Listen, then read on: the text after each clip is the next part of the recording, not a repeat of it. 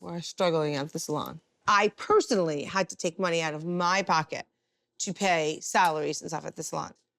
I just can't do it anymore. So me and Janine had this really huge conversation about finances and money. The fact is that it's really your tickets that can help us. Your tickets help us. Your sister's tickets are okay. They're great. You know, they make money, but your tickets are the tickets that help us. Okay, so, You make the money in the salon. Okay, well, maybe other people need to start pulling their weight. Everybody expects Lexi to do this, Lexi to do that. Lexi can't take on everything. No, I don't expect you to, but this line has no money. Like, every week, I've been paying salary for money that I don't have. Like, I'm at the salon 16 to 18 hours a day, busting my ass, okay? Bria comes in and does her clients in like 2 hours and is like out the door. She gets to go and do, oh, I get to do this and that. How is that fair that I don't have a life? She's getting married right now, and everything's about So what does that our have wedding, to do with because that? Everything's about the wedding. Okay, so everything's about the wedding. So once again, Lexi's the only one that's in charge of running the business. Everything's on me. It should be 50-50. I have my own personal life that I don't have, which I wish I had. I have my house to take care of, I got my bills to pay, and I'm still at the salon constantly. People plan weddings and still run businesses. And Bria doesn't know how to do both, and nobody expects her to do both because they just expect me to pull her weight.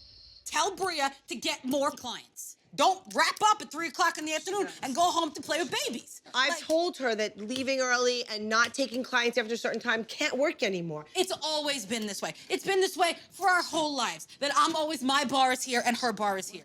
Like when I get a 99 on a test, and it was like, why didn't you get 100? And Bria got a 50, and we put a flag outside. Because she doesn't have your brain. And when I speak, everybody stifles me, because they don't want to hear what I have to say. I don't stifle you. Yes, you do. You stifle me, and Bria stifles me, and everybody gets mad at me when I say things that are the truth. I don't know how to express myself, because the last time I was pushed to talk about how I feel, it was not good. Yeah. No, just bad.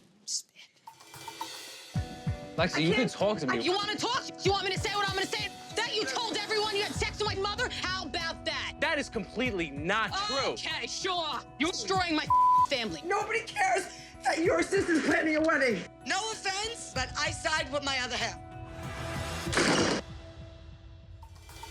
The way you felt was a shock. The things that you said was a shock. That was not a shock. The way I felt. I've told you this a million times. I told you this through high school. I told you this through college. But I never knew that it bothered you that much. Because you don't listen. Do you know how many times I've left this kitchen and went into my room and cried? Well, and why didn't you ever tell me that? I did, and you don't listen because you were too concerned where Matt and Bria were. I never thought you were unhappy. I was not happy. But I didn't know that. Because you didn't ask. When did I have to ask you if you were Why happy? wouldn't you ask? Why wouldn't you ask how your daughter was doing?